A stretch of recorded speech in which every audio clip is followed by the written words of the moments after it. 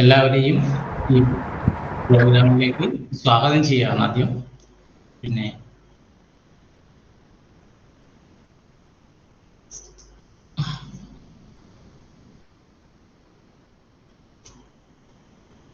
നമുക്കറിയാം, ഒരുപക്ഷെ ഓൺലൈനായിട്ട് ഗണിതം പഠിപ്പിക്കുക എന്ന് പറയുന്നത് താരതമ്യേന ബുദ്ധിമുട്ടായിട്ടുള്ള ഒരു കാര്യം തന്നെയാണ്. പ്രത്യേകിച്ചും ഒരു ജെ.സി. ബോസ് സയൻസ് ഫോറം ഒരുപക്ഷെ സമൂഹത്തിൽ ഒരു സയന്റിഫിക് ടെമ്പർ ഡെവലപ്പ് ചെയ്യുന്നതിന് വേണ്ടി രൂപീകരിക്കപ്പെട്ടിട്ടുള്ള ഒരു പ്രസ്ഥാനമാണ്. ആ പ്രസ്ഥാനം പ്രത്യേകിച്ചും ഇപ്പോൾ ശരിക്കും പറഞ്ഞിട്ടുണ്ടെങ്കിൽ ഗണിതശാസ്ത്രം ശാസ്ത്രങ്ങളുടെ എല്ലാം മാതാവും, അല്ലെങ്കിൽ മറ്റൊരു ഇതിൽ പറഞ്ഞിട്ടുണ്ടെങ്കിൽ ശാസ്ത്രങ്ങളുടെ രാജ്ഞിയാണ് ഗണിതശാസ്ത്രം എന്ന് എല്ലാവർക്കും തന്നെ അറിയാം. അപ്പോ നമ്മളിവിടെ എടുക്കാൻ പോകുന്ന ഭാഗം ജോമെട്രിയാണ്. ഗണിതത്തിൽ ഏറ്റവും പഴക്കം ചെന്ന ഒരു ഗണിതശാസ്ത്രമാണ് ജോമെട്രി എന്ന് പറയുന്നത്. ഏകദേശം അതായത് BC 2500 മുമ്പ് തന്നെ ഏതാണ്ട് ജോമെട്രിയെ കുറിച്ചുള്ള അറിവുകൾ ഉണ്ടെന്നുള്ളതാണ്. ജോമെട്രിയുടെ ഒറിജിൻ എന്ന് പറയുന്നത് ഈജിപ്താണ്. ഏകദേശം ഈജിപ്താണ്. ജോമെട്രി നമുക്കിപ്പം നോക്കുകയാണെങ്കിൽ തന്നെ ഏറ്റവും പഴക്കമേറിയിട്ടുള്ള ഒരു ശാസ്ത്രശാഖ ജോമെട്രിയാണ്. ഈ ജോമെട്രിക്ക് നിലവിൽ അല്ലെങ്കിൽ ആധുനിക ശാസ്ത്രവുമായി വളരെ ബന്ധമുണ്ടെന്ന് നമുക്ക് കാണാൻ പറ്റും. നമുക്കറിയാം, ആധുനിക ശാസ്ത്രത്തിന്റെ വളർച്ച എന്ന് പറയുന്നത് അതായത് ഗലീലിയുടെ കാലഘട്ടമാണ്. ഏതാണ്ട് 1564 മുതൽ 1642 വരെ ആയിരുന്നു ഗലീലിയോ ജീവിച്ചിരുന്ന കാലം. അപ്പൊ ഗലീലിയോയുടെ കാലഘട്ടത്തിലാണ് സത്യം കണ്ടെത്തുക, സത്യത്തിന് പുതിയൊരു കണ്ടെത്തുന്നതിന് വേണ്ടിയുള്ള ഒരു ശ്രമം. ആ ശ്രമം എന്ന് പറയുന്നത് പരീക്ഷണങ്ങളുടെയും നിരീക്ഷണങ്ങളുടെയും അടിസ്ഥാനത്തിൽ കാര്യങ്ങളെ മനസ്സിലാക്കുന്ന ആ രീതി ആണ് ശരിക്കും ശാസ്ത്രത്തിന്റെ, ആധുനിക ശാസ്ത്രത്തിന്റെ നട്ടെല്ല് എന്ന് പറയുന്നത്. അപ്പൊ ആധുനിക ശാസ്ത്രത്തിന്റെ പിതാവ് എന്ന് പറയുന്നത് ഗലീലിയാണ്. നമുക്കറിയാം, ഏതാണ്ട് അരിസ്റ്റോട്ടലിന്റെ കാലം. അരിസ്റ്റോട്ടൽ എന്ന് പറയുന്ന BC 384 മുതൽ 322 വരെ ജനിച്ചിരുന്ന ഒരു ഗ്രീക്ക് ഫിലോസഫറാണ്. അദ്ദേഹത്തിന്റെ തത്വങ്ങള്, അദ്ദേഹം മുന്നോട്ട് വെച്ച കാഴ്ചപ്പാടുകൾ ജിയോസെൻട്രിക്, അതായത് ഭൂമി കേന്ദ്രീകൃതമായിട്ടുള്ള ഒരു ജിയോസെൻട്രിക് ആയിട്ടുള്ള ഒരു ആശയവും, അതോടൊപ്പം തന്നെ ചലനങ്ങളെ കുറിച്ചുള്ള ആശയം, അതായത് ഭാരം കൂടിയ വസ്തുവും ഭാരം കുറഞ്ഞ വസ്തുവും താഴേക്ക് ഇട്ട് കഴിഞ്ഞിട്ടുണ്ടെങ്കിൽ രണ്ടും, ഭാരം കൂടിയ വസ്തു ആദ്യം വരുന്നു, ഭാരം കുറഞ്ഞ വസ്തു രണ്ടാമത് എത്തിച്ചേരുന്നു എന്ന് പറഞ്ഞ അതിനെ ആണ് ഗലീലിയോ പരീക്ഷണത്തിലൂടെ, അതായത് ഭാരം കുറഞ്ഞതും ഭാരം കൂടിയതും അത് ഒരേ സമയത്ത് എത്തിപ്പെടും, അത് ഘർഷണബലം ഇല്ലെങ്കിൽ അത് ഒരേ സമയത്ത് തന്നെ ഭൂമിയിൽ എത്തിച്ചേരുമെന്ന് കാണിച്ചു കൊടുത്തു. പക്ഷെ ജിയോസെൻട്രിക് എന്നുള്ള അതിനെ കോപ്പർനിക്കസ് ആണ് യഥാർത്ഥത്തിൽ അതിനെ പുതിയൊരു ഇത് അവതരിപ്പിച്ച് കാണിച്ചു കൊടുത്തത്. അതായത് പ്രപഞ്ചത്തിന്റെ കേന്ദ്രം ഭൂമിയല്ലെന്നും അത് സൂര്യനാണെന്നും ഉള്ള നിഗമനത്തിൽ എത്തി. അപ്പോ ഈ 2000 വർഷങ്ങൾക്ക് മുമ്പുള്ള കാര്യങ്ങളെ പരീക്ഷണത്തിലൂടെ മാറ്റി കാണിച്ച ആ ആധുനിക ശാസ്ത്രം ജിയോമെട്രിയുമായിട്ട് അല്ലെങ്കിൽ ആധുനിക ഗണിതശാസ്ത്രവുമായിട്ട് നമുക്കൊന്ന് പരിശോധിച്ച് നോക്കുമ്പോൾ, അതായത് സത്യം കണ്ടെത്താനുള്ള ഒരു മാർഗമാണ് പരീക്ഷണങ്ങളുടെയും നിരീക്ഷണങ്ങളുടെയും എന്ന് പറയുന്നത്. പക്ഷെ നമുക്ക് എല്ലാം പരീക്ഷണത്തിൽ കാണാൻ പറ്റില്ല. നമുക്ക് കയ്യെത്താവുന്ന സ്ഥലത്ത് അല്ലെങ്കിൽ നമുക്ക് എത്തിപ്പെടുത്താവുന്ന സ്ഥലങ്ങൾക്ക് നമുക്ക് പരീക്ഷണം നടത്താൻ പറ്റും. പക്ഷെ അപ്പോ അതിനപ്പുറത്ത് നമുക്ക് കയ്യെത്താത്തിടത്തുള്ള സത്യത്തെ നമുക്ക് എങ്ങനെ കണ്ടെത്താൻ പറ്റും? ആ സത്യത്തെ കണ്ടെത്തുന്നതിന്, ആ സത്യത്തിനെ കണ്ടെത്താനുള്ള രീതി, ആ രീതി എന്ന് പറഞ്ഞു കഴിഞ്ഞാൽ കാര്യകാരണ സഹിതം കാര്യങ്ങളെ മനസ്സിലാക്കാനുള്ള രീതി, നിരീക്ഷണത്തിലൂടെ സത്യങ്ങളെ മനസ്സിലാക്കാനുള്ള രീതി, ലോജിക്കലായിട്ട് കാര്യങ്ങൾ സത്യങ്ങളെ മനസ്സിലാക്കാനുള്ള രീതി, അനലിറ്റിക്കൽ റീസൺ, അതായത് വലിയ പ്രശ്നങ്ങളെ എന്തായാലും രണ്ടായിട്ട് വിഭജിച്ചിട്ട് അതിനെ സോൾവ് ചെയ്യുന്ന ഒരു രീതി. അങ്ങനെ ഇൻഡക്റ്റീവ്, ഡിഡക്റ്റീവ്, അതുപോലെ തന്നെ ആഗമന നിഗമന രീതികൾ, ഇതൊക്കെ വ്യത്യസ്തമായ ധാരാളം രീതികൾ നമുക്ക് ഇന്ന് ആധുനിക ശാസ്ത്രത്തിൽ സത്യം കണ്ടെത്തുന്നതിന് വേണ്ടി വന്നിട്ടുണ്ട്. അപ്പൊ അവിടെ ശാസ്ത്രത്തിന് അല്ലെങ്കിൽ ശാസ്ത്രത്തിന് ശരിക്കും പറഞ്ഞിട്ടുണ്ടെങ്കിൽ ഒരു പരീക്ഷണവും നിരീക്ഷണവും ഒഴിച്ചു കഴിഞ്ഞാൽ ബാക്കി എല്ലാം നമുക്ക് ഗണിതശാസ്ത്രത്തിന്റെ ആണ് സത്യം വെളിപ്പെടുത്താനുള്ള മാർഗം. അപ്പോൾ ആ മാർഗത്തിൽ ജിയോമെട്രിയുടെ പങ്ക് വളരെ വലുതാണെന്നുള്ളതാണ് ഞാൻ മനസ്സിലാക്കുന്നത്. ആ ജിയോമെട്രിയുടെ പങ്കിനെയാണ് യഥാർത്ഥത്തിൽ ഇവിടെ കാണിക്കാനായിട്ട് ചെയ്യാൻ ശ്രമിക്കുന്നത്. അപ്പൊ ഒരു ചെറിയൊരു ശ്രമമാണ്. അതായത് നമ്മൾ ഇന്ന് പഠിക്കുന്ന ഗണിതത്തിനെ ഒരു അക്കാഡമിക് തലത്തിൽ നിന്ന് പിന്നെ അപ്പുറത്തൊരു തലത്തിലേക്ക് മനസ്സിലാക്കുന്നതിന് വേണ്ടിയുള്ള ഒരു ശ്രമം കൂടിയാണ് എന്ന് ഞാൻ തുടക്കത്തിലേ പറയട്ടെ.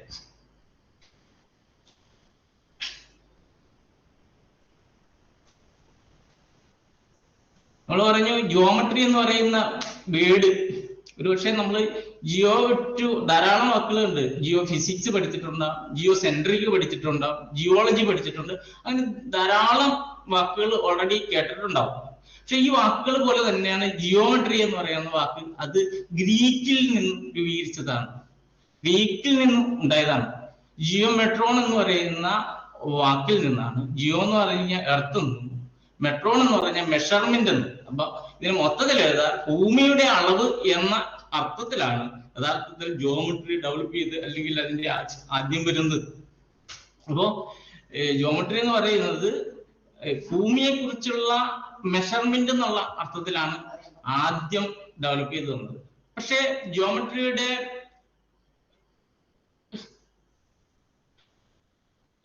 എന്ന് പറയുന്നത് അത് നമ്മൾക്ക് അറിയാം.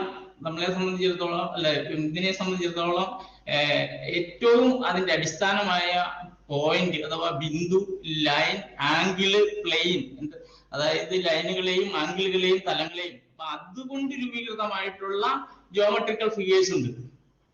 അതിനെ നമ്മൾ പറയുവാണെങ്കിൽ സമൃദ്ധ രൂപങ്ങൾ എന്നുള്ള രൂപത്തിലാണ് അത് പറയുക. അതിന്റെ ചുറ്റളവുകളെയും അതുപോലെ തന്നെ വിസ്തീർണത്തെയും അതുപോലെ തന്നെ വോളിയത്തെയും ഒക്കെ കുറിച്ച് പഠിക്കുന്ന ഒരു ശാസ്ത്ര ശാഖയായിട്ടാണ് ഇന്ന് നമ്മൾ കാണുന്നത്. ജിയോമെട്രിയുടെ പിതാവ് നമ്മൾ അറിയപ്പെടുന്നത് യൂക്ലിഡ് ആണ്. അദ്ദേഹത്തിന്റെ ഏകദേശം ഒരു ഇയർ എന്ന് പറയുന്നത് BC 300-ലാണ്.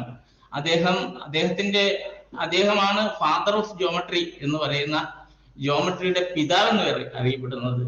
അദ്ദേഹത്തിന്റെ ഫേമസ് ആയിട്ടുള്ള അദ്ദേഹത്തിന്റെ ഒരു വർക്ക് എന്ന് പറയുന്ന എലമെന്റ്സ് എന്ന് പറയുന്ന പുസ്തകം, അതായത് ഗണിതശാസ്ത്രജ്ഞന്മാരുടെ ബൈബിൾ എന്ന പേരിലാണ് അറിയപ്പെടുന്നത്. എന്തുകൊണ്ടാണ് യൂക്ലിഡ് ഈ ഫാദർ ഓഫ് ജിയോമെട്രി ആയത്? ഒരു പക്ഷേ അപ്പൊ യൂക്ലിഡിന്റെ പീരീഡ് വരെ, യൂക്ലിഡ് എന്ന് പറയുന്നത് BC 300 വരെ, അതിന് മുമ്പോട്ടുള്ള മീൻസ് അദ്ദേഹത്തിനേക്കാൾ മുമ്പ് ഉണ്ടായിരുന്ന പൈതഗോറസിനെയും തെയിൽസിനെയും പ്ലേറ്റോനെയും അരിസ്റ്റോട്ടലിനെയും അതുപോലെ ഇങ്ങനെയുള്ള ശാസ്ത്രജ്ഞന്മാർ നടത്തിയിട്ടുള്ള ഗണിതശാസ്ത്രജ്ഞന്മാർ നടത്തിയിട്ടുള്ള ഈ ഒരു കാലത്ത് പറഞ്ഞു കഴിഞ്ഞിട്ടുണ്ടെങ്കിൽ നമുക്കറിയാം, ഇന്ന് മാത്തമാറ്റിക്സ് എന്ന് പറയുന്നത് പോലെ അന്ന് മാത്തമാറ്റിക്സ് നല്ല ജിയോമെട്രി മാത്രമായിരുന്നു യഥാർത്ഥത്തിൽ മാത്തമാറ്റിക്സ് ഉദ്ദേശിച്ച് ഉണ്ടായിരുന്ന ഒരു ചിന്ത ജിയോമെട്രിയെ കുറിച്ചിട്ടുള്ളതാണ്. അപ്പൊ ജിയോമെട്രി അന്ന് വരെയും ഈ പറഞ്ഞ ശാസ്ത്രജ്ഞന്മാർ നടത്തിയിട്ടുള്ള അവർ പിടിച്ചിട്ടുള്ള സൊല്യൂഷനുകൾ എന്ന് വെച്ച് കഴിഞ്ഞാൽ നമ്മൾ പറയുന്ന ഈ ത്രികോണത്തിന്റെയും വൃത്തത്തിന്റെയും അതുപോലെയുള്ള ഈ അതിന്റെയൊക്കെ ഏരിയയും വിസ്തീർണവും ഒക്കെ കണ്ടുപിടിക്കുന്ന ഇത് യൂക്ലിഡിന് മുമ്പ് കണ്ടുപിടിച്ചിരുന്ന ആളുകളുടെ ആ രീതി അല്ലെങ്കിൽ അതിനെ പരിശോധിക്കുകയും അതിനകത്തുണ്ടായ പോരായ്മകളെ എല്ലാം ഇല്ലാതാക്കിക്കൊണ്ട് അദ്ദേഹം പുതിയൊരു ട്രിഗണോമെട്രിക്ക് പുതിയൊരു മുഖം കൊടുക്കുകയാണ് ചെയ്തത്. എന്ന് വെച്ച് കഴിഞ്ഞാൽ ആ മുഖം എന്ന് പറയുന്ന അതിനെ, അതായത് ഇദ്ദേഹത്തിന് മുമ്പുള്ള കാലത്തുണ്ടായിരുന്ന മുഴുവൻ വർക്കുകളെയും അദ്ദേഹത്തിന്റെ ഈ എലമെന്റ്സ് എന്ന് പറയുന്ന കൃതിയിലൂടെ അത് ഉൾപ്പെടുത്തിയിട്ടുണ്ട്. അതായത് 13 പുസ്തകങ്ങളായിട്ട് ഈ പുസ്തകങ്ങളായിട്ട് ആണ് ഈ അദ്ദേഹത്തിന്റെ വർക്കുകളെ ഈ എലമെന്റ്സ് എന്ന് പറയുന്ന കൃതി ഉള്ളത്.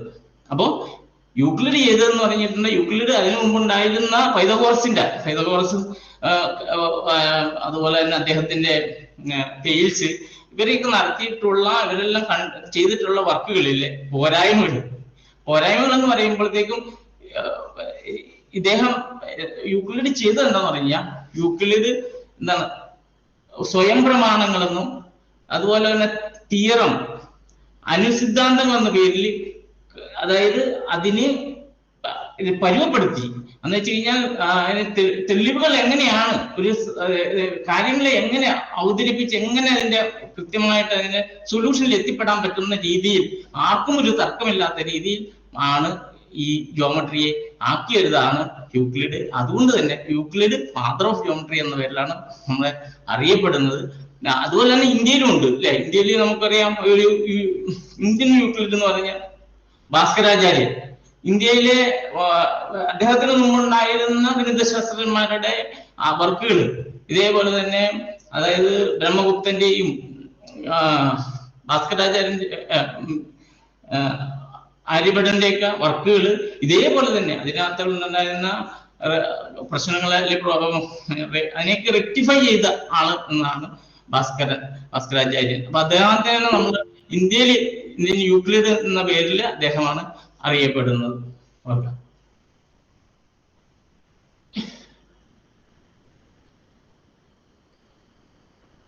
ഇനി നമുക്കറിയാം, നമ്മൾ പറഞ്ഞു ഹിസ്റ്ററി ഓഫ് ജോമെട്രി. എങ്ങനെയാണ് ഈ ഭൂമിയുടെ അളവ് എന്നുള്ള രീതിയിൽ എങ്ങനെയാണ് ഇത് വന്നത്, ഇതിന്റെ ഒരു ഇതിന്റെ ഹിസ്റ്ററി എന്താണ്, ഇതിനെങ്ങനെ ഈ പേര് വരിക?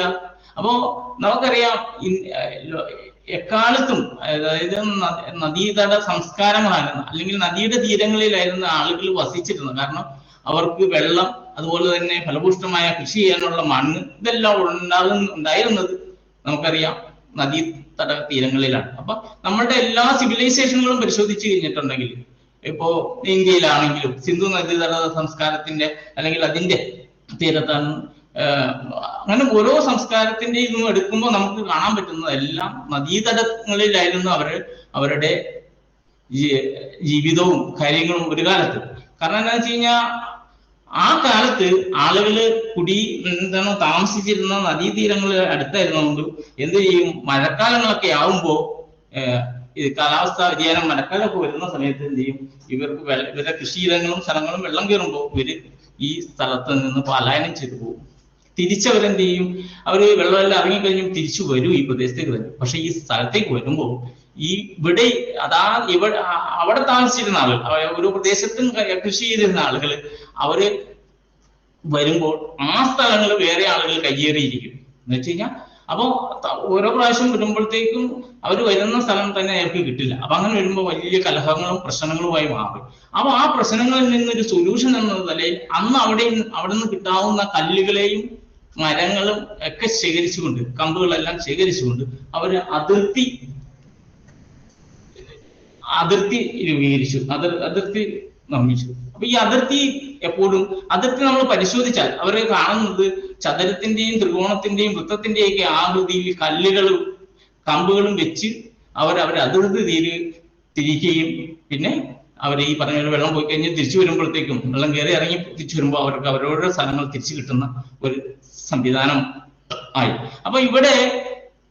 അപ്പൊ അന്ന് വരെ ഈ ജോമെട്രി എന്ന് പറയുന്ന ശരിക്കും ഈ ഭൂമിയുടെ അളവുമായി ബന്ധപ്പെട്ടിട്ട് യഥാർത്ഥത്തിലുള്ളത്. പക്ഷെ അവിടെ നിന്നുള്ള ഈ അതായത് ചതുരത്തിന്റെയും വൃത്തത്തിന്റെയും ഒക്കെ ആകൃതിയിലുള്ള ഈ സ്ഥലങ്ങളെ അല്ലെങ്കിൽ അതിന്റെ അളവുകളെ കുറിച്ചുള്ള പഠനമായിട്ട് പിന്നെ മാറുകയാണ് ചെയ്തത്. അപ്പൊ ജോമെട്രിയിലെ ജിയോ വിട്ടുപോയിട്ടുണ്ട് പിന്നെ, പക്ഷെ പേര് ജിയോമെട്രി തന്നെയാണ്. പക്ഷെ എങ്കിലും നമ്മൾ ഈ പറഞ്ഞ അളവുകളെ കുറിച്ചുള്ള ഒരു പഠനമായിട്ടാണ് മാറിയത്.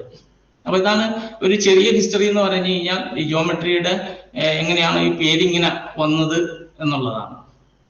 പിന്നെ എനിക്ക് മനസ്സിലായിട്ടുള്ള ഒരു കാര്യം എന്ന് പറഞ്ഞിട്ടുണ്ടെങ്കിൽ, ഒന്ന് ഇപ്പോ നമ്മള് ഉദാഹരണത്തിന് ശാസ്ത്രം പഠിക്കുക, അല്ലെങ്കിൽ ശാസ്ത്രജ്ഞന്മാരായിട്ടുള്ള ആളുകൾ ശാസ്ത്രത്തിന് വേണ്ടി ഡെഡിക്കേറ്റ് ചെയ്യുന്ന ആളുകളുണ്ട്. പക്ഷെ ഈ അടുത്ത കാലത്തൊക്കെ നമുക്ക് അടുത്ത കാലത്തൊന്നല്ല, ഒരു ഏകദേശം 90-കൾക്ക് ശേഷമൊക്കെ പരിശോധിച്ച് കഴിഞ്ഞാൽ നിങ്ങൾക്ക് കാണാം അതായത് ഇപ്പം റോക്കറ്റ് വിക്ഷേപിക്കുക, അതോടൊപ്പം തന്നെ ഈ അതുപോലെ വിടുമ്പോ വിക്ഷേപിക്കുമ്പോ എന്ത് ചെയ്യാറുണ്ട്? അവിടെ ഈ പറയുന്ന ആളുകള്, അവിടുത്തെ ഈ ശാസ്ത്രജ്ഞന്മാരായിട്ടുള്ള ആളുകൾ തേങ്ങ ഉടയ്ക്കാറുണ്ട്, അല്ലെങ്കിൽ എന്താ പൂജാ സംഗതികളൊക്കെ ചെയ്യുന്നു. അപ്പൊ ഇതൊക്കെ ഇതിൽ നിന്നും നമുക്ക് ഏതൊരു വിഷയം പഠിക്കുമ്പോഴും അല്ലെങ്കിൽ ഒരു സയൻസ് പഠിക്കുമ്പോഴും അതിൽ ചില മൂല്യങ്ങളുണ്ട്.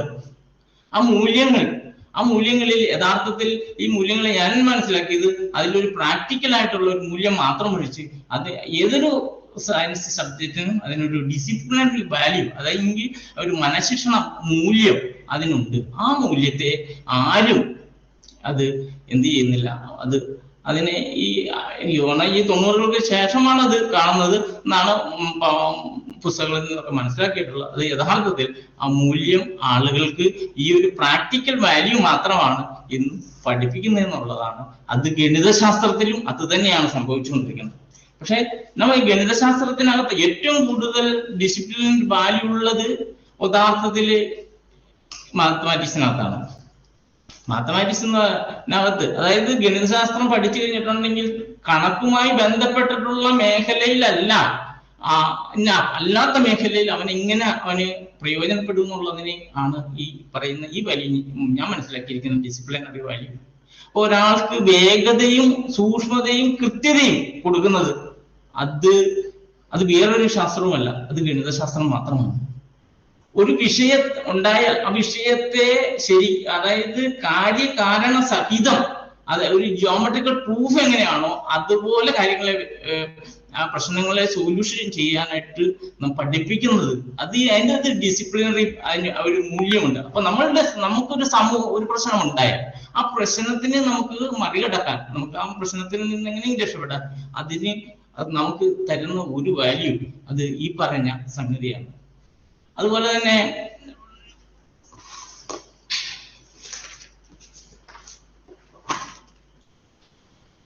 ലോജിക്ക് പറയുന്ന ഒരു സംഗതി, യുക്തിപരമായ ചിന്തയ്ക്കുള്ള കഴിവ്.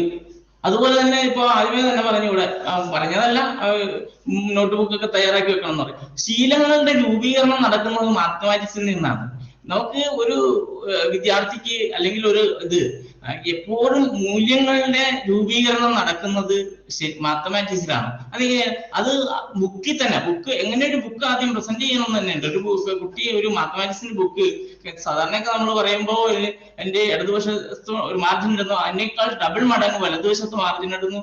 അതുപോലെ തന്നെ എഴുതുമ്പോൾ സമമിട്ട് എല്ലാം ഒരേപോലെ ഇത് ചെയ്യുന്നു. അങ്ങനെ ഒരു അടുക്കും ചിട്ടയും കൊണ്ടുവരുന്ന ഒരു വാല്യൂ അത് മാത്തമാറ്റിക്സ്. ആ വാല്യൂ ആണ് ജീവിതത്തിൽ എവിടെയും ആ ഒരു അടുക്കും ചിട്ടയും എത്തിച്ചു കൊടുക്കുന്ന ഒരു വാല്യൂ ആയിട്ട് നമുക്ക് കാണാൻ പറ്റും. നിരീക്ഷണ പാഠവും സയൻസിന്റെ ഏറ്റവും വലിയൊരു സംഗതിയാണ് നിരീക്ഷണ പാഠവും മാത്തമാറ്റിക്സ് ആണ്. നിങ്ങൾ കുട്ടികളുടെ ഈ നിരീക്ഷണ പാഠത്തിനുള്ള എല്ലാ ടെസ്റ്റുകളും എടുത്ത് നിങ്ങൾ പരിശോധിച്ച് നോക്കുക. ഇപ്പൊ ലേറ്റസ്റ്റ് വലിയ ആളുകൾക്ക് വരെയുള്ളത് നോക്കിയ എല്ലാം ഈ നിരീക്ഷണ പാഠങ്ങൾ മുഴുവൻ ജിയോമെട്രിക്കൽ ആയിട്ടുള്ള കാര്യങ്ങളുമായി കണക്റ്റഡ് ആണ്. അപ്പൊ അത് സത്യം കണ്ടെത്താൻ, ശരി കണ്ടെത്താൻ ഉള്ള ഏറ്റവും നല്ല ഒരു രീതി അതാണ്. അതുപോലെ തന്നെ താരതമ്യം ചെയ്യാനുള്ള കഴിവ്, കാര്യങ്ങളെ പെട്ടെന്ന് താരതമ്യം ചെയ്യാനുള്ള കഴിവ് തരുന്നുണ്ട്. അതുപോലെ തന്നെ ചുരുക്കി പറയാനുള്ള കഴിവ് ഗണിതശാസ്ത്രത്തിന്റെ ഒരു ഏറ്റവും വലിയൊരു ഒരു പ്രത്യേകതയാണ്. നമ്മളിപ്പോ ഈ ന്യൂട്ടന്റെ രണ്ടാം നിയമത്തെ കുറിച്ച് പറയുന്നതിന് പകരം ഒറ്റ ഇത് പറയും, F is directly proportion to M എന്ന് മാത്രം പറഞ്ഞാൽ മതി. അല്ലാതെ വലിയൊരു ഇത് അറിയാതെ തന്നെ നമുക്ക് ചുരുക്കി പറയാൻ പറ്റുമല്ലേ, അല്ലെ? അപ്പോ അങ്ങനെ ചുരുക്കി പറയാനുള്ള ഒരു കഴിവ് നമുക്ക് തരുന്നത് ഇതാണ്. പിന്നെ നമുക്ക് കാര്യങ്ങളെ വിഷ്വലൈസ് ചെയ്യാൻ പറ്റുക.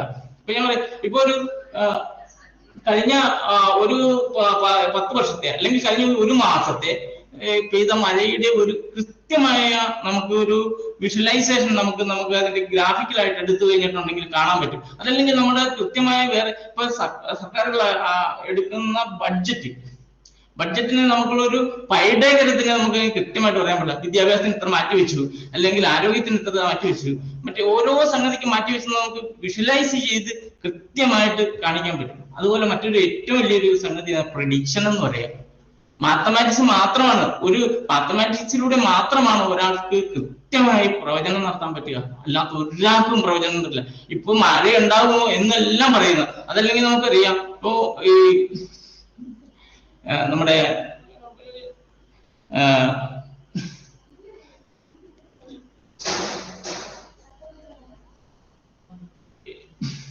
മെന്റലിസ്റ്റ്, അതായത് മൂലകങ്ങളെ കുറിച്ച് ഇത് ചെയ്തപ്പോൾ വരാൻ പോകുന്ന 3 മൂലകങ്ങളെ കുറിച്ച് അദ്ദേഹം കറക്റ്റായിട്ട് പ്രഡിക്റ്റ് ചെയ്തില്ലേ? എങ്ങനെയാ പ്രഡിക്റ്റ് ചെയ്യാൻ പറ്റുക?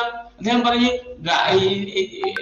ഗാലിയം എന്ന് പറയുന്ന ഒരു പിന്നെ കണ്ടുപിടിക്കപ്പെട്ടു. മൂന്നെണ്ണത്തിന് വേണ്ടി അദ്ദേഹത്തിന്റെ ആ ടേബിളിൽ അദ്ദേഹം ഒഴിവാക്കപ്പെട്ടു അല്ലെ? സ്കാൻഡിയത്തിന്റെയും ജെർമേനിയത്തിന്റെയും സംഗതികളെ യഥാർത്ഥത്തിൽ നമുക്ക് പ്രെഡിക്റ്റ് ചെയ്യാൻ പറ്റുന്നത് അത് ഇതിന്റെ വലിയൊരു മൂല്യമാണ്. പിന്നെ കഠിനാധ്വാനം എന്ന് പറഞ്ഞു കഴിഞ്ഞാൽ ഒരു ഗണിതശാസ്ത്രത്തിലൂടെ ഒരാൾ ഇത് ചെയ്യുന്ന ഒരു സംഭവത്തെ കൃത്യമായി അതിന് എത്ര സമയം വേണേലും അവൻ ചെലവഴിച്ച് അതിന്റെ സൊല്യൂഷൻ കണ്ടെത്താൻ വേണ്ടി അവൻ അതിന് ശ്രമം നടത്തും. അതുപോലെ തന്നെ ഇതിനകത്ത് മുൻവിധികളില്ല. അതാണ് ഗണിതശാസ്ത്രത്തിന്റെ മുൻവിധിയോടുകൂടി ഒന്നിനെയും കാണുന്നില്ല, മുൻവിധി കാണുന്നില്ല. അതുപോലെ ഏകാഗ്രത എന്ന് പറയുന്ന കോൺസെൻട്രേഷൻ, അത് ഇതിന്റെ ഒരു ഡിസിപ്ലിനറി വാല്യൂ ആണ്. എത്ര ഇത് വന്നു കഴിഞ്ഞാൽ പോലും എന്താണ്, പാലം കുലുങ്ങിയാലും കേളം കുലുങ്ങില്ല എന്ന് പറയുന്ന പോലെ തന്നെ ഒരു എന്ത് വന്നു കഴിഞ്ഞാൽ പോലും അതിനോടൊപ്പം തന്നെ അത് നിലകൊള്ളുന്ന ഒരു ഇതായിട്ടാണ് മനസ്സിലാക്കുക. യുക്തിബോധവും ആത്മവിശ്വാസം, ഈ ആത്മവിശ്വാസത്തിന് വളരെ വലിയൊരു പങ്ക് ഗണിതശാസ്ത്രത്തിന്റെ ഡിസിപ്ലിനറി വാല്യൂ ആണ്. ആത്മവിശ്വാസം, അവനൊരു പ്രോബ്ലം വെച്ച് ചെയ്യുകയാണെങ്കിൽ അത് ചെയ്തതിന്റെ ഉത്തരം കിട്ടിക്കഴിയുമ്പോൾ ഉണ്ടാകുന്ന ഒരു തൃപ്തി, അതെ, ആത്മവിശ്വാസത്തിന് അവന് വലിയൊരു ഇത് എത്തിച്ചേരുന്നതാണ് ഈ ഗണിതശാസ്ത്രത്തിന്. അതുപോലെ തന്നെ കർത്തവ്യബോധം, ഒരാളുടെ കർത്തവ്യബോധം അങ്ങനെ പരിശോധിക്കുകയാണെങ്കിൽ ഏറ്റവും കൂടുതൽ ഡിസിപ്ലിനറി വാല്യൂ ഒരുപക്ഷെ ഗണിതശാസ്ത്രത്തിന് മാത്രമാണ്. അത് നമ്മൾക്ക് ഈ മൂല്യങ്ങളെല്ലാം, ഈ പറഞ്ഞ മൂല്യങ്ങളെല്ലാം ഒരാൾക്ക് മറ്റൊരു തൊഴിലിലേക്ക് അല്ലെങ്കിൽ മറ്റൊരു കാര്യത്തിന് അല്ലെങ്കിൽ സമൂഹത്തിലെ അവനിൽ ഉണ്ടാകുന്ന പ്രശ്നങ്ങളെ എങ്ങനെയാണ് കൈകാര്യം ചെയ്യാൻ പറ്റുന്നത് എന്നുള്ള കാര്യങ്ങളെ നമുക്ക് ഇതിന്റെ ഡിസിപ്ലിനറി വാല്യൂ യഥാർത്ഥത്തിൽ നമുക്ക് തരുന്നതാണ്. അപ്പോ ഈ പ്രാക്ടിക്കൽ വാല്യൂ എന്ന് പറയുന്നത് യഥാർത്ഥത്തിൽ ഇത് ചെയ്യുന്നതല്ല, കണക്ക് പിടിക്കുന്ന പ്രാക്ടിക്കൽ ആയിട്ടുള്ള അല്ലെങ്കിൽ അതിനനുസരിച്ചുള്ള ജോലിക്കൊന്നും. പക്ഷെ ഇപ്പോഴത്തെ പ്രാക്ടിക്കൽ വാല്യൂ പോലും പരിശോധിക്കുകയാണെങ്കിൽ ഇപ്പോ 5ാം ക്ലാസ്സിലും 6ാം ക്ലാസ്സിലും 7ാം ക്ലാസ്സിലും നീളവും ചതുരത്തിന്റെ വിസ്തീർണം പഠിക്കുന്നുണ്ട് കുട്ടികള്. പക്ഷെ ഒരു വീട്ടിലെ അവരുടെ 10 അടി നീളവും 10 അടി വീതിയുമുള്ള ഒരു മുറിയിൽ അതിലേക്കുള്ള ആവശ്യത്തിനുള്ള ഒരു എത്ര ടൈൽ വേണം എന്ന് ചോദിച്ചു കഴിഞ്ഞാൽ, അല്ലെങ്കിൽ ആ ടൈലിന്റെ അളവും അതിന് ഒരു ടൈലിന് അല്ലെങ്കിൽ ഒരടി നമുക്കറിയാം 10 അടി നീളവും 10 അടി വീതിയുമാണെങ്കിൽ 10 × 10 100 സ്ക്വയർ ഫീറ്റ് ഉണ്ടാവും. 4 ഇഞ്ച് സ്കേറ്റിംഗ് കൊടുത്തു കഴിഞ്ഞാൽ 4 വശത്തും 40 പീസ് വരും. അതായത് ഓരോ 3 പീസ്, അതായത് 4 ഇഞ്ച് 12 ഇഞ്ചാണ് ഒരടി എന്ന് മനസ്സിലാക്കുകയും ആ 3 പീസ് വെച്ച് ഒരടിയായിട്ട് വരികയും അങ്ങനെ നോക്കുമ്പോൾ 39 പീസ്, അതായത് 13 അടി ഉണ്ടാവുകയും പിന്നെ ഒരു പീസ് ബാക്കി ഉണ്ടാവുകയും ചെയ്യും. അങ്ങനെ 113 പീസും ഒരു കഷ്ണവും വേണ്ടി വരും. അത് ശരിക്കും പറഞ്ഞിട്ടുണ്ടെങ്കിൽ പ്രാക്ടിക്കലായിട്ട് യഥാർത്ഥത്തിൽ പഠിച്ചു കഴിയേണ്ടതാണ്. കാരണം കുട്ടി നീളവും വീതിയും ഇതെല്ലാം പഠിക്കുമ്പോൾ അവന്റെ ആ പ്രാക്ടിക്കൽ വാല്യൂ യഥാർത്ഥത്തിൽ അവിടെ ഉണ്ടാകേണ്ടതാണ്. പക്ഷെ അത് പോയിട്ട് എത്ര പ്രായമായാലും എത്ര ഇത് ചെയ്താലും ഇതുപോലൊരു സംഗതി വന്നാൽ അതിനെ കൈകാര്യം ചെയ്യാനായിട്ട് പറ്റാത്ത ഒരു സാഹചര്യമാണ് കാണുന്നത് എന്ന് കൂടി സൂചിപ്പിക്കുന്നു. അപ്പോ ശരി, ജോമെട്രിയെ സംബന്ധിച്ചിടത്തോളം പറയുവാണെങ്കിൽ ഏറ്റവും വലിയ മൂല്യങ്ങൾ നമുക്ക് തരുന്നുണ്ട്. ആധുനികമായിട്ടുള്ള നമ്മളുടെ എല്ലാ പ്രശ്നങ്ങളേക്കും എങ്ങനെയാണ് സൊല്യൂഷൻ കണ്ടെത്തേണ്ടതെന്നുള്ള ഒരു ഇതാണ് ശരിക്കും പറയുന്നത്.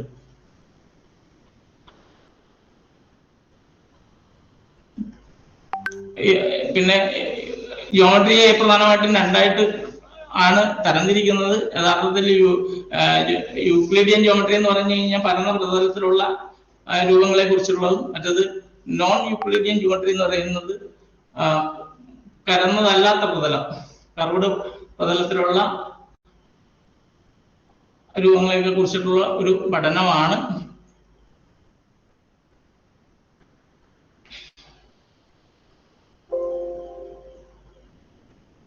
നമുക്കറിയാം ജിയോമെട്രിയുടെ ഏറ്റവും പ്രധാനപ്പെട്ട കുറച്ച് കാര്യങ്ങൾ ഞാൻ ഇവിടെ എഴുതിയതാണ്. പക്ഷെ നമുക്ക് എത്രമാത്രം എടുക്കാൻ പറ്റുന്നോ കാര്യങ്ങളൊന്നും പറ്റുമെന്ന് തോന്നുന്നില്ല. എന്നാലും പറയാൻ പറ്റുന്ന കാര്യങ്ങൾ പറയാം. അപ്പോ ജിയോമെട്രിയുടെ ഏറ്റവും ബേസിക് ആയിട്ട് വരുന്ന കാര്യങ്ങൾ എന്ന് പറയുന്നത് point, Bindu, line segment, രേഖാഖണ്ഡം, Rashmi, plain, തലം, angle, line of properties of line, bisector of angle, ആംഗിളിൽ തന്നെ ഡിഫറെന്റ് ടൈപ്പ് ഓഫ് ആംഗിൾ പറയുന്നുണ്ട്, ട്രയാംഗിള്. അപ്പൊ അതുമായി ബന്ധിച്ചിട്ടുള്ള കാര്യങ്ങളൊക്കെയാണ് ഇതിനകത്ത് നമ്മൾ ടോപ്പിക് ഇങ്ങനെ പറഞ്ഞിട്ടുണ്ടെങ്കിലും അത് നമുക്ക് എത്തിപ്പെടാനൊന്നും പറ്റില്ല, സമയം ഇത് ചെയ്തിട്ടുണ്ട് എന്ന് ഉണ്ട്.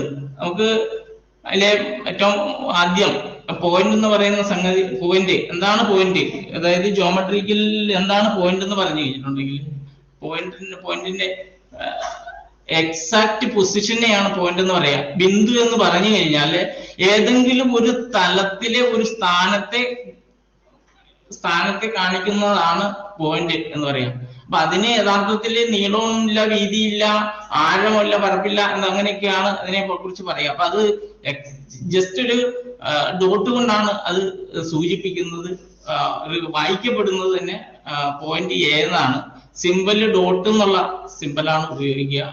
അപ്പോ ഈ പോയിന്റ് ആണ് യഥാർത്ഥത്തിൽ നമുക്ക് ഒരു ഫണ്ടമെന്റൽ ആയിട്ട് യഥാർത്ഥത്തിൽ പറയുവാണെങ്കിൽ ജിയോമെട്രിയിലെ പോയിന്റിന് വളരെ പ്രാധാന്യമുണ്ട്.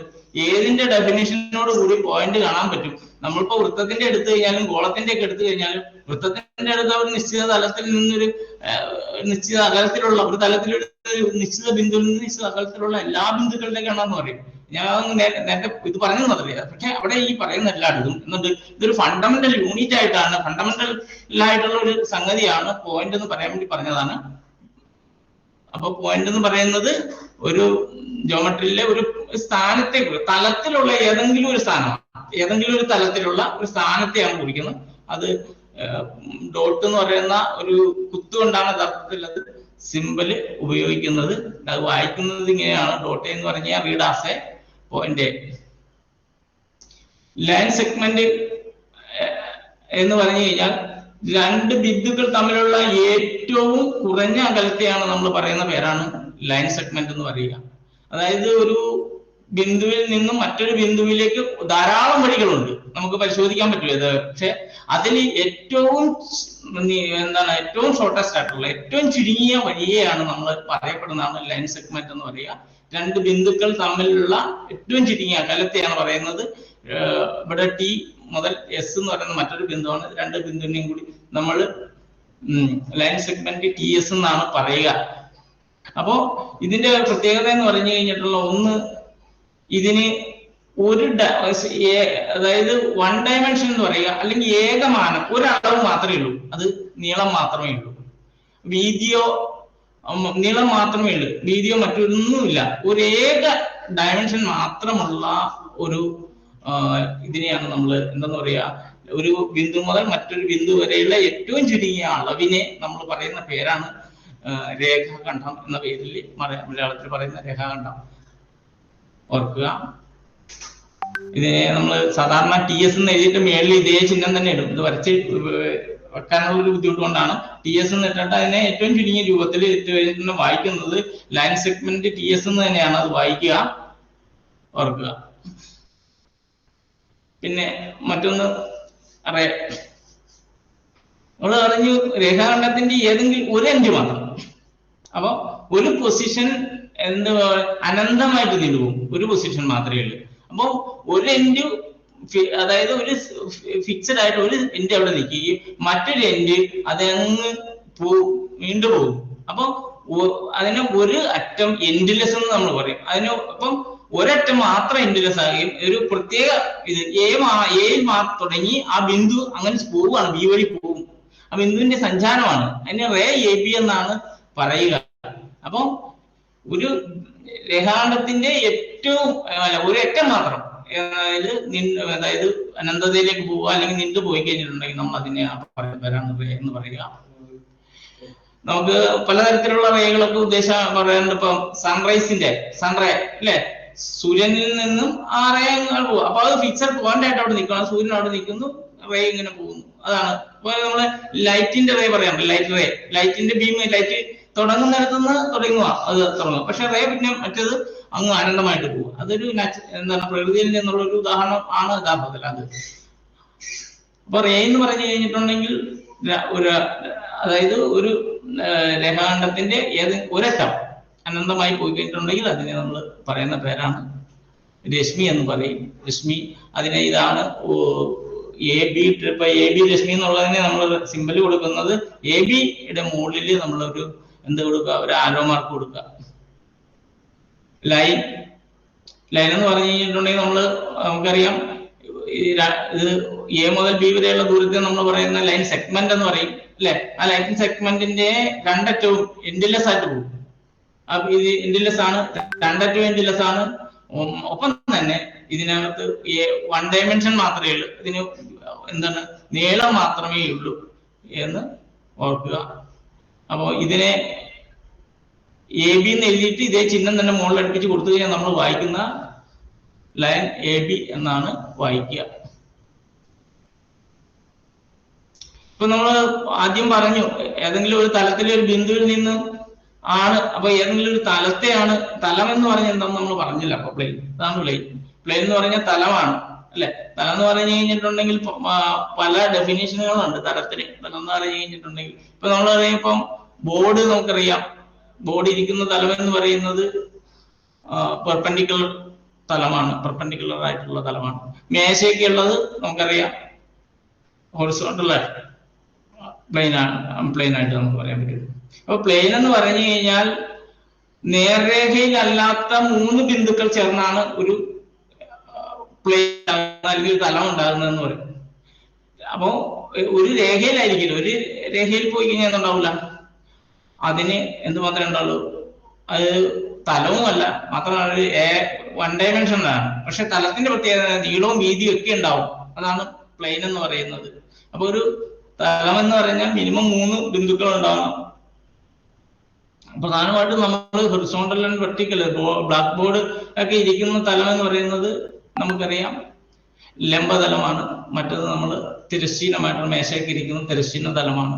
അപ്പൊ ഈ പറയുന്ന കാര്യങ്ങളെ വെച്ചുകൊണ്ടാണ് ഫണ്ടമെന്റൽ ആയിട്ട് യഥാർത്ഥത്തിൽ ബാക്കിയുള്ളത് നമ്മൾ ജിയോമെട്രിയിലേക്ക് കടന്നു പോകുമ്പോൾ അതിനെ പറയുന്ന പ്രധാന കാര്യങ്ങളായി ഇതൊക്കെ തന്നെയാണ് ഈ 4 കാര്യങ്ങൾ.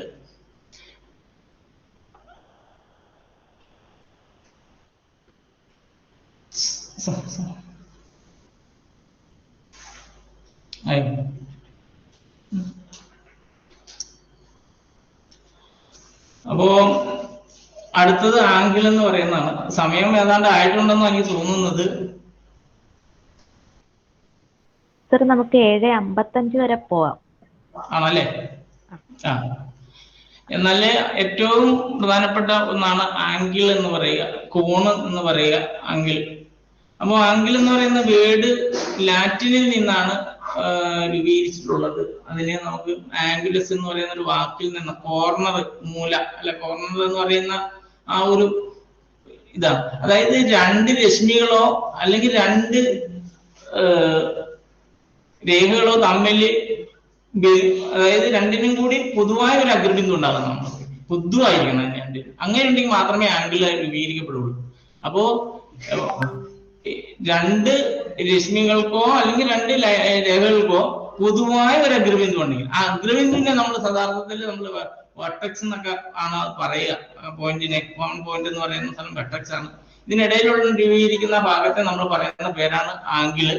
ഈ ആംഗിള്, വിവിധങ്ങളായ ആംഗിളുകൾ നമ്മൾക്ക് പഠിക്കാനുണ്ട്.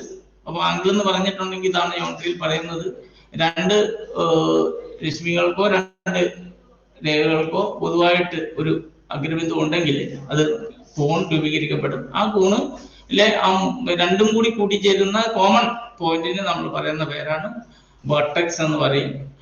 അതായത് ശീർഷം എന്ന് പറയും. മറ്റ് 2 ഭാഗത്തെയും ഭുജങ്ങൾ എന്നാ പറയുക.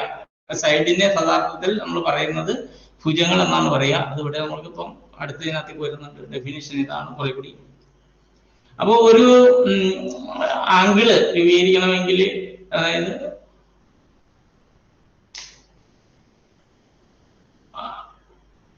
രൂപീകരിക്കണമെങ്കിൽ രണ്ട് രശ്മികൾക്ക് പൊതുവായ ഒരു അഗ്രബിന്ദു ഉണ്ടെങ്കിൽ അതിനെ നമ്മൾ പറയുന്നതാണ് ആംഗിൾ. ഇവിടെ ആംഗിൾ BAC എന്നാണ് വായിക്കുക. അതിനെ സിമ്പിൾ ഇതാണ്. സിമ്പിൾ ഉപയോഗിച്ചുകൊണ്ടാണ് നമ്മൾ അതിനെ റെപ്രസെന്റ് ചെയ്യുന്നത്, ഓർക്കുക. ഇവിടെ ഈ ഇപ്പുറത്ത് കാണിച്ചിട്ടുണ്ട് ആംഗിൾ A എന്നാണ്. ഈ ആംഗിൾ ഇവിടെ angle A, angle B, angle C എന്നുള്ള ഇതിനെ കാണിക്കാൻ വേണ്ടിയാണ് ഈ angle A, angle B, angle C എന്നുള്ളത് റെപ്രസെന്റ് ചെയ്യുന്നത്. ഇങ്ങനെയാണ് എന്ന് ആണ് ഇതിൽ നിന്ന് മനസ്സിലാക്കേണ്ടത്. നമ്മൾ പറഞ്ഞു ജിയോമെട്രിയിൽ ധാരാളം ആംഗിളുകൾ നമുക്ക് പഠിക്കാനുണ്ട്. ആംഗിളുകളുടെ അതിന്റെ ഒരു കുറച്ച് ആംഗിളുകൾ ഇതിനകത്ത് ഇത് ചെയ്യുന്നുണ്ട്. 0 ഡിഗ്രി ആംഗിൾ എന്ന് പറയും. 0 ഡിഗ്രി ആംഗിൾ എന്ന് പറഞ്ഞു കഴിഞ്ഞിട്ടുണ്ടെങ്കിൽ യഥാർത്ഥത്തിൽ ആംഗിൾ രൂപീകരിക്കപ്പെടുന്നില്ല, അവിടെ രൂപീകരിക്കുന്നില്ല. എന്നാലും നമ്മൾ അതിനെ പറയുന്നത് ഇല്ലാത്ത അത് 0 ഡിഗ്രി ആംഗിൾ എന്നാണ് നമ്മൾ അതിനെ പറയുക. മറ്റൊന്ന് അക്യൂട്ട് ആംഗിൾ. അക്യൂട്ട് ആംഗിൾ എന്ന് പറഞ്ഞു കഴിഞ്ഞിട്ടുണ്ട് 90 ഡിഗ്രിയിൽ കുറവായിട്ടുള്ള, അല്ലെങ്കിൽ 0 നിന്ന് 90 ഡിഗ്രി അടക്കം താഴത്ത് പറയുന്നുണ്ട്. ആ കോണളവിനെയാണ് യഥാർത്ഥത്തിൽ അക്യൂട്ട് ആംഗിൾ എന്ന് പറയുന്നത്, ന്യൂന കോണുകൾ എന്ന് പറയുക. മറ്റൊന്ന് റൈറ്റ് ആംഗിൾ, മട്ടകോണം എന്ന് പറയും. മട്ടം എന്ന് പറഞ്ഞാൽ 90 ഡിഗ്രി എന്നുള്ളതാണ് മട്ടം എന്നുള്ളത്, റൈറ്റ് ആംഗിൾ. ഒപ്റ്റിക്സ് ആംഗിൾ എന്ന് പറയുമ്പോഴത്തേക്കും നമുക്കറിയാം ആംഗിള് 90 ഡിഗ്രിക്കും 180 ഡിഗ്രിക്കും ഇടയിലാണെങ്കിൽ അതിനെ നമ്മൾ പറയുന്ന പേരാണ് ബൃഹത്ത് ആംഗിൾ എന്ന് പറയാം. അതുപോലെ സ്ട്രേറ്റ് ആംഗിൾ. സ്ട്രേറ്റ് ആംഗിൾ എന്ന് പറഞ്ഞു കഴിഞ്ഞിട്ടുണ്ടെങ്കിൽ ആംഗിൾ 180 ഡിഗ്രിയാണ്. ഒരു സ്ട്രേറ്റ് ലൈനിലുള്ള ആംഗിൾ എന്ന് പറഞ്ഞു കഴിഞ്ഞിട്ടുണ്ടെങ്കിൽ അതിനെ നമ്മൾ പറയുന്ന പേര് സ്ട്രേറ്റ് ആംഗിൾ 180 ഡിഗ്രിയാണ്. അതുപോലെ തന്നെ റിഫ്ലക്സ് ആംഗിൾ എന്ന് പറയുന്ന ഒരു ആംഗിൾ ഉണ്ട്. അത് ഈ ആംഗിളിന്റെ കറക്കം ഉണ്ടോ, അതായത് വീണ്ടും 180 കഴിഞ്ഞിട്ട് വീണ്ടും വന്നിരിക്കുന്ന ഈ ആംഗിൾ, ഈ ഭാഗത്ത്, ഇതിനെയാണ് നമ്മൾ റിഫ്ലക്സ് ആംഗിൾ എന്ന് പറയാം. 180 ഡിഗ്രിക്കും 360 ഡിഗ്രിക്കും ഇടയിലുള്ള ആംഗിളിനെ നമ്മൾ പറയുന്ന പേരാണ് റിഫ്ലക്സ് ആംഗിൾ എന്ന് പറയാം. അതായത് പൂർണ്ണമായിട്ടൊരു റൊട്ടേഷനിൽ എത്തുമ്പോൾ അത് നമുക്കറിയാം 360 ഡിഗ്രി ഒരു സർക്കിൾ എന്ന് പറയുന്ന ആ ഒരു ഇതിൽ എത്തിച്ചേരുമ്പോൾ അതിന്റെ ഡിഗ്രി അളവ് 360 ഡിഗ്രിയാണ്. പിന്നെ ഇതിനകത്ത് മറ്റു ചില ആംഗിളുകൾ, രണ്ട് രേഖകളിൽ ഇതേപോലെ ഛേദിച്ചു കഴിഞ്ഞിട്ടുണ്ടെങ്കിൽ അതിനിടയിൽ ഉണ്ടാകുന്ന ആംഗിളുകൾ, ഓപ്പോസിറ്റ് ആംഗിളുകൾ, എതിർ കോണുകൾ എന്ന് പറയും. എതിർകോണുകൾ എപ്പോഴും തുല്യമായിരിക്കും. എതിർകോണുകൾ, അപ്പൊ ഇതിന്റെ എതിർകോണാണിത്. ഇവിടെ ഇതിന് തുല്യമായിട്ടുള്ള കോണാണ് ഇവിടെ ഉണ്ടാകുക. അതാണ് അതിനെ നമ്മൾ എതിർകോണുകൾ എപ്പോഴും തുല്യമായിരിക്കും, ഓർക്കുക. അത് ഇതിനകത്ത് പറയുന്ന മറ്റൊരു പ്രത്യേകത ഒരു കൂടിയുണ്ട്. മറ്റൊന്ന് കോംപ്ലിമെന്ററി ആംഗിൾ എന്ന് പറയാം. കോംപ്ലിമെന്ററി ആംഗിൾ പറയുകയാണെങ്കിൽ രണ്ട് ആംഗിളുകളുടെ തുക 90 ഡിഗ്രി വരണം. രണ്ട് ആംഗിളുകളുടെ തുക 90 ഡിഗ്രി ആകുമ്പോഴാണ് അതിനെ നമ്മൾ പറയാം കോംപ്ലിമെന്ററി ആംഗിൾ എന്ന് പറയാം. അഡ്ജസന്റ് ആംഗിൾ എന്ന് പറയുന്ന ഇവിടെയുണ്ട്. ഒരു സമീപ കോണുകളാണ് വരിക. അപ്പൊ ഈ രണ്ട് ആംഗിളുകൾക്കും പൊതുവായിട്ട് ഒരു ഭുജം ഉണ്ടാകും, ഉണ്ടോ? ഒരു ഭുജം ഇതിന് രണ്ട് ആംഗിളുകൾക്കും അങ്ങനെ വരണം. എന്നാലാണ് ഇതിനെ അഡ്ജസന്റ് ആംഗിൾ എന്ന് പറയുക,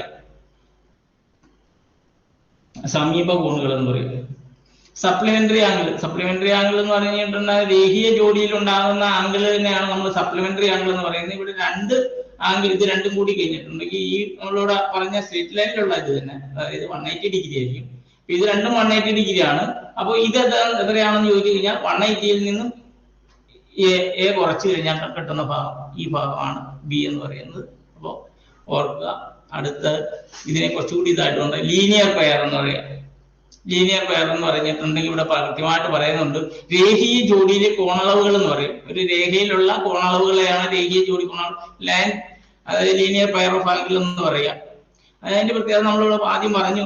ലീനിയർ സപ്ലിമെന്ററി ആംഗിൾ എന്ന് പറഞ്ഞു രണ്ട് ആംഗിളുകളുടെ തുക 180 ഡിഗ്രി ആവുക, അതാണ് ലീനിയർ പെയർ എന്ന് പറയുന്നത്. കോംപ്ലിമെന്ററി ആംഗിൾ പൂരക കോണുകൾ എന്ന് പറയും.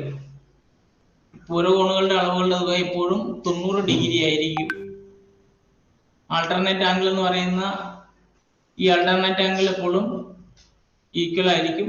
ഈ ആംഗിളും ഈക്വൽ ആയിരിക്കും. അതുപോലെ തന്നെ ഈ ഭാഗത്തുള്ള ഈ ആംഗിളും ഇവിടെ ഉണ്ടാകുന്ന ഈ ആംഗിളും ഈക്വൽ ആയിരിക്കും. ആൾട്ടർനേറ്റ് ആംഗിൾ ഈക്വൽ ആയിരിക്കും.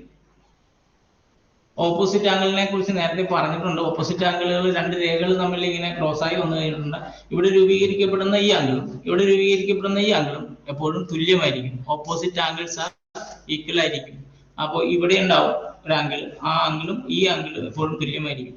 അപ്പോൾ ഓപ്പോസിറ്റ് സൈഡിൽ വരുന്ന ഈ ആംഗിളുകൾ ഈക്വൽ ആയിരിക്കും. അതാണ് ഓപ്പോസിറ്റ് ആംഗിൾ തിയറം പറയുന്നത്. ഓപ്പോസിറ്റ് ആംഗിൾ തിയറം പറയുന്നതാണ്. എക്സ്റ്റീരിയർ ആംഗിൾ എന്ന് പറഞ്ഞു കഴിഞ്ഞിട്ടുണ്ടെങ്കിൽ ബാഹ്യ കോണ്. ഇതിനെ നമ്മൾ പറയുമ്പോൾ ഏതെങ്കിലും ത്രികോണത്തിന്റെ ഏതെങ്കിലും ഒരു മൂലയിൽ നിന്ന് നമ്മൾ നേരിട്ട് ഒരു ലൈൻ ഇത് ചെയ്യുകയാണ്, എക്സ്റ്റെൻഡ് ചെയ്യുകയാണെങ്കിൽ ഇവിടെ ഉണ്ടാവും ഒരു കോണുണ്ടാവും. ഇവിടെ ഈ ഇത് ചെയ്ത് കഴിഞ്ഞാൽ ഇവിടെ ഒരു ആംഗിൾ ഉണ്ടാവും. ഇതിന് ഇങ്ങോട്ട് നീട്ടി കഴിഞ്ഞിട്ടുണ്ട് ഇവിടെ ഒരു ആംഗിൾ ഉണ്ടാവും. ഈ ആംഗിളുകളെല്ലാം എക്സ്റ്റീരിയർ ആംഗിൾ എന്നാണ് നമ്മൾ പറയുക. ഇതിന്റെ തുക ഈ മൂന്നെണ്ണത്തിന്റെയും തുക എപ്പോഴും 360 ഡിഗ്രി ആയിരിക്കും. പക്ഷെ ഇവിടെ പറഞ്ഞിരിക്കുന്നത് ഈ ആംഗിൾ എന്ന് പറയുന്നത് മാത്രം, ഈ ആംഗിൾ, ഈ എക്സ്റ്റീരിയർ ആംഗിൾ എപ്പോഴും ഈ ഇന്റീരിയർ ഡിസ്റ്റന്റ് ആയിട്ടുള്ള ഇന്റീരിയർ ആംഗിളുകളുടെ തുകയ്ക്ക് തുല്യമായിരിക്കും. അതായത് ആന്തരവിദൂര കോണുകളുടെ തുക എന്നാണ് മലയാളത്തിൽ പറയുക. ആന്തരവിദൂര കോണുകളുടെ തുകക്ക് തുല്യമായിരിക്കും ഈ കോണുകളുടെ അളവുകളുടെ തുക എപ്പോഴും.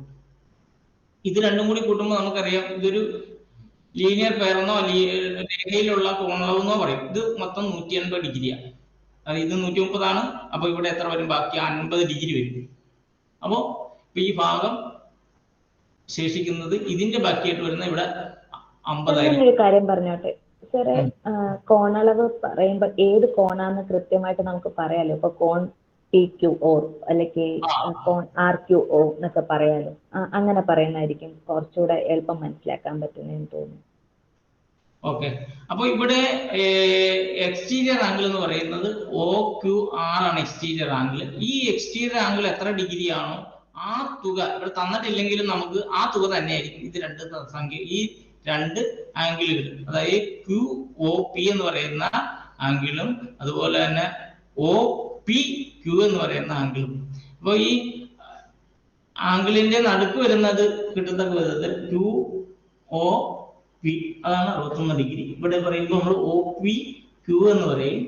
ഈ രണ്ട് ആംഗിളുകളുടെ തുക എപ്പോഴും ഈ ബാഹ്യകോൺ എന്ന് പറയുന്ന ഈ ആംഗിള്, അതായത് എക്സ്റ്റീരിയർ ആംഗിൾ എന്ന് പറയുന്ന ഈ ആംഗിള് തുക എപ്പോഴും ഇതിന് തുല്യമായിരിക്കും. ഇവിടെ എത്രയാ വരണ്ടേന്ന് പറഞ്ഞു കഴിഞ്ഞാൽ ഈ രേഖ അതിനാ നമ്മളവിടെ ലീനിയർ പെയർ പഠിച്ചത്. അപ്പൊ ലീനിയർ പെയറിൽ അനുസരിച്ചിട്ട് നമുക്ക് ഇത് എന്ന് പറയുന്നത് ഒരു ലൈനിലുള്ള ആംഗിൾ എന്ന് പറഞ്ഞാൽ 180 ഡിഗ്രിയാണ്. അപ്പോ ഇത് RQO 130 ആണെങ്കിൽ ഈ ഭാഗം എന്ന് പറയുന്നത് OQP എന്ന് പറയുന്നത് ഈ 180ന്റെ ബാക്കി വരുന്നത് 180 മൈനസ് 130 ആയിരിക്കും ഇവിടെ. അത് 50 ഡിഗ്രി ആയിരിക്കും വരിക. അപ്പൊ ഇത് രണ്ടും 130 ആണ്. ഈ 50 കൂടി കൂട്ടുമ്പോൾ ഒരു ത്രികോണത്തിന്റെ 3 അളവുകളുടെ തുക 180 ഡിഗ്രിയാണ്. ഓർക്കുക, നമ്മൾ അങ്ങോട്ട് വന്നില്ല. അത് കോണുകളെ കുറഞ്ഞ കാര്യത്തെ കോണുകൾ മാത്രമുള്ള ഒരു സംഗതിയായിട്ടാണ് പറഞ്ഞത്. യഥാർത്ഥത്തിൽ നമുക്ക് ട്രയാങ്കിളിലേക്ക് ശരിക്കും പറഞ്ഞിട്ടുണ്ടെങ്കിൽ ആ ഭാഗത്തേക്ക് എത്തുമ്പോൾ കുറെ കൂടി ഇതിൽ പറയുന്നതായിരിക്കും. അപ്പൊ ഇവിടെ നമുക്ക് ഈ ആംഗിളും തമ്മിൽ ബന്ധമുണ്ടെന്ന് പറയാൻ വേണ്ടിയാണ് ഈ ആംഗിളിന്റെ തുകയായിരിക്കും എപ്പോഴും ഈ രണ്ട് ആംഗിളുകളുടെ തുക. ഓക്കെ, പിന്നെ കറസ്പോണ്ടിങ് ആംഗിൾ പറയുന്നത് സമസ്ഥാനീയ കോണുകൾ എന്നാ പറയുക. സമസ്ഥാനീയ കോണുകൾ, സമസ്ഥാനത്തുള്ള കോണുകൾ എന്ന് പറയും കറസ്പോണ്ടിങ് ആംഗിൾ. ഇത് രണ്ടും ആംഗിൾ 6 കറസ്പോണ്ടിങ് ആംഗിൾ ആണ്. ആംഗിൾ 3ഉം ആംഗിൾ 7ഉം കറസ്പോണ്ടിങ് ആംഗിൾ ആണ്. ആംഗിൾ 1ഉം ആംഗിൾ 5ഉം കറസ്പോണ്ടിങ് ആംഗിൾ ആണ്. ആംഗിൾ 4ഉം ആംഗിൾ 8ഉം കറസ്പോണ്ടിങ് ആംഗിൾ ആണ്. അപ്പൊ ഈ പറഞ്ഞ ആംഗിളുകൾ മാത്രം എന്തായിരിക്കും? സർവസമങ്ങളായിരിക്കും, തുല്യമായിരിക്കും. ഈ പറയും 2ഉം 6ഉം തുല്യമായിരിക്കും, 1ഉം 5ഉം തുല്യമായിരിക്കും, 8ഉം 4ഉം തുല്യമായിരിക്കും, ഇവിടെ 3, 7 തുല്യമായിരിക്കും. അപ്പൊ ഒരു കാര്യം ഇതാ പറയുന്നത്, കറസ്പോണ്ടിങ് ആംഗിൾ തിയറം പറയുന്നത് അതിന്റെ കറസ്പോണ്ടിങ് ആയിട്ടുള്ള ആംഗിളുകളുടെ തുക എപ്പോഴും തുല്യമായിരിക്കും എന്നാണ് കറസ്പോണ്ടിങ് ആംഗിൾ പറയുന്നത്. നമുക്ക് അവിടെ വെച്ച് സ്റ്റോപ്പ് ചെയ്താലോ? സ്റ്റോപ്പ് ചെയ്യാം. കറസ്പോണ്ടിങ് ആംഗിൾ പറയുമ്പോൾ 2 പാരലൽ ലൈൻസിന്റെ കാര്യം പ്രത്യേകം പറയണ്ടേ? 2 പാരലൽ ലൈൻസിന് ഒരു ലൈൻ വെർട്ടിക്കലായിട്ട് ഡിവൈഡ് ചെയ്യുന്ന സമയത്ത് ഉണ്ടാകുന്ന ആംഗിളുമായി ബന്ധപ്പെടുത്തി തന്നെ പറയണ്ടേ നമ്മൾ കൃത്യമായി അത് പറയണമെങ്കിൽ?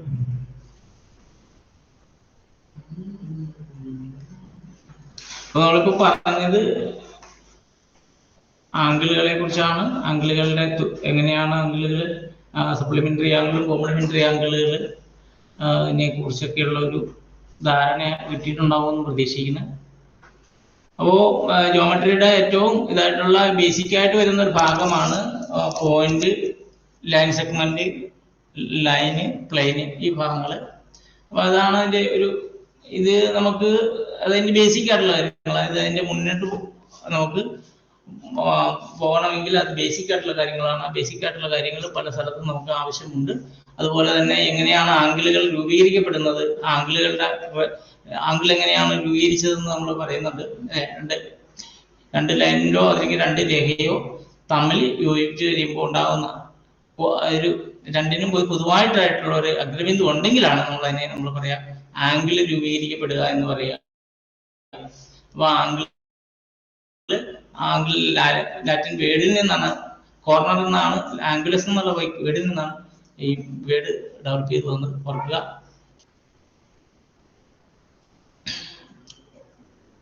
നമ്മൾ പറഞ്ഞ ഒരു രേഖീയ ജോഡിയിലെ കോണുകൾ എന്ന് പറയാം, ലീനിയർ പെയർ എന്ന് പറയുക. ഒരു രേഖയില് പരമാവധി നമുക്കറിയാം 180 ഡിഗ്രിയാണ് പരമാവധി. ഒരു സെമി സർക്കിളാണ് അത് വരിക, അത് 180 ഡിഗ്രിയാണ് ലീനിയർ പെയർ ആയിട്ട് വരിക എന്ന് പറയുമ്പോഴത്തേക്കും. ആ ലീനിയർ പെയർ അതായത് ഈ രണ്ട് ആംഗിളുകളുടെ തുക 180 ഡിഗ്രിയാണ്. ഇവിടെ എ ബി ഇല്ല, ഇവിടെ വരുന്ന ഈ രണ്ടാണുകളുടെ തുക 180 ഡിഗ്രിയാണ്. ഓർക്കുക. കോംപ്ലിമെന്ററി ആംഗിൾ എന്ന് പറഞ്ഞു കഴിഞ്ഞാൽ പൂരക കോണുകൾ എന്ന് പറയുക. പൂരകം എന്ന് പറഞ്ഞു കഴിഞ്ഞാൽ രണ്ട് കോണുകളുടെ അളവുകളുടെ തുക 90 ഡിഗ്രി ആയിട്ട് വരിക. അപ്പോൾ ഇവിടെ എ ഒ ഡിയും ഡി ഒ ബിയും തമ്മിൽ 30 ഇവിടെ പറയുന്ന 60. രണ്ടും കൂടി കൂടിയാൽ 90 ഡിഗ്രി ഉണ്ടാവും. എല്ലാ കോംപ്ലിമെന്ററി ആംഗിളുകളും നമുക്ക് കിട്ടുന്നത് എപ്പോഴും 90 ഡിഗ്രി